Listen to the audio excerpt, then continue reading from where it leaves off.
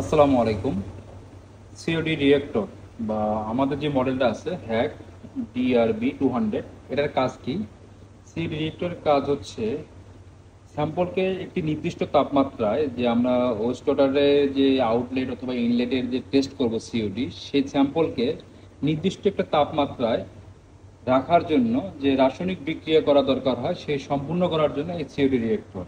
যদি আমি সহজভাবে বলি, তাহলে সিওডি ভায়ালকে এই টেস্ট টিউবের ভিতরে 150 ডিগ্রি সেন্টিগ্রেড তাপমাত্রায় 2 ঘন্টা রাখতে হয় এবং গরম করার ফলে অক্সিডেশন রিয়াকশন সম্পূর্ণ হয়। এরপর স্যাম্পলকে ঠান্ডা করার জন্য এই ছোট্ট ফটোমিটারে দিয়ে আপনার সিওডি ভ্যালু বের করতে হয়। ছোট্ট ফটোমিটারে দিয়ে সিওডি ভ্যালু বের করতে হবে। তো এর মূল উদ্দেশ্য যদি বলি যে সিওডি রিয়েক্টর বা কি মানে কি জন্য টেস্ট করা হয়, বজ্র পানিতে অর্গানিক লোড বা জৈব দূষণ কতটা আছে তা নির্ণয় করার জন্য।